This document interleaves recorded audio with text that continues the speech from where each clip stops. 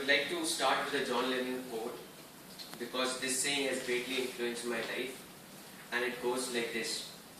When I was 5 years old, my mother always told me that happiness was the key to life. When I went to school, they asked me what I wanted to be when I grew up.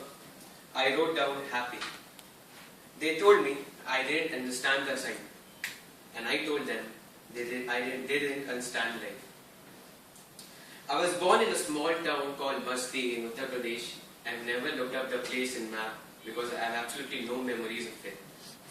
The best I can remember of my childhood is my grandmother's house. It had a tall gulmohar tree. My schooling started there. I was never thrilled by the idea of going to the school in the starting. There was this rickshaw puller person with the name of Manji who used to take me to school, and he used to use all the tricks in his bag to lure me to school. Sometimes he succeeded, but mostly my mother used to drop me to school. After a year, I moved to Uttarakhand, the place I proudly call my home state.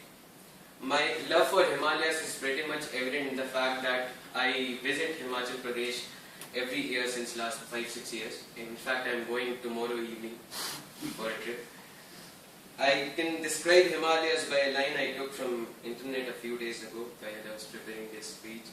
It says like, it is a place called the Himalayas where the summer is delicious, the rains are refreshing, the wind braces up, and the snow is exhilarating. I finished my schooling from there. In between, I changed 4 schools, so let's not go into the detail and bore you out. Throughout my schooling, I was always a good student. I was passionate about sports. I used to play badminton and cricket a lot. My mother always pushed me to learn skipping and hang from rods to increase my height.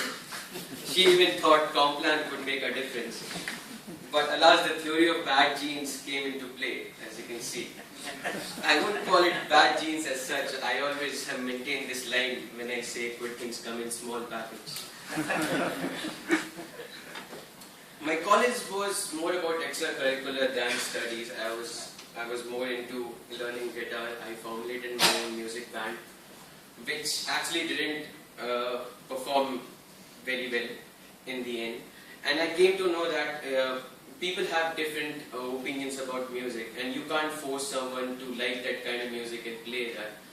And when I look back, I think this was the first time that I had to do some teamwork, and we couldn't perform actually outside colleges. We performed a lot of times inside colleges, but we couldn't actually go out and compete with other college bands.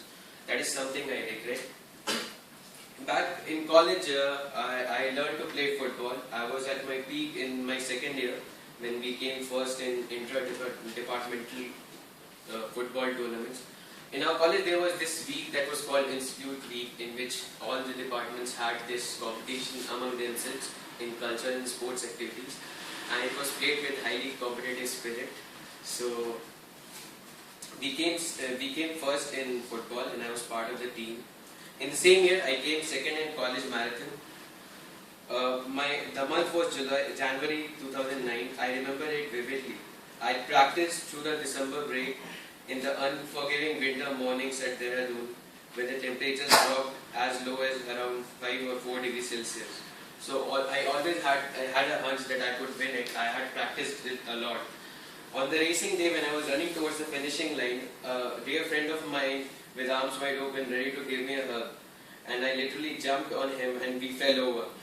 There were many handshakes and pats on back, and that was the most memorable day of my college life, a very hard-earned silver medal. After this marathon, I was giving my college trials for football, and my knee took a jerk, and on MRI it came out that it was a ligament tear, so I had to undergo a surgery after my 5th semester break.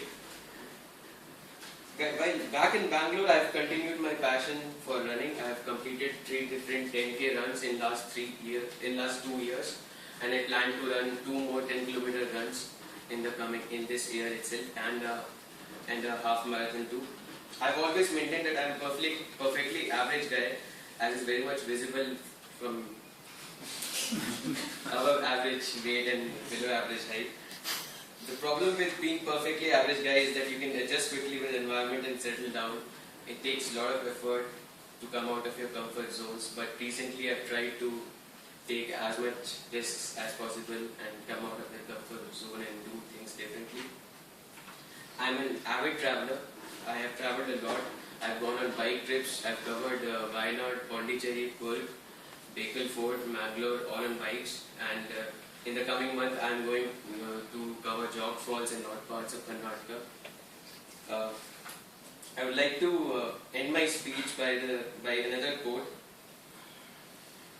As the First Lady of USA, late Mrs. Roosevelt once said, "The future belongs to those who believe in beauty of their dreams." Beethoven, the famous musician, he was deaf as he aged along, and we all know that at the end of his life, mostly the best music was made by him at the end of when he was nearing his death.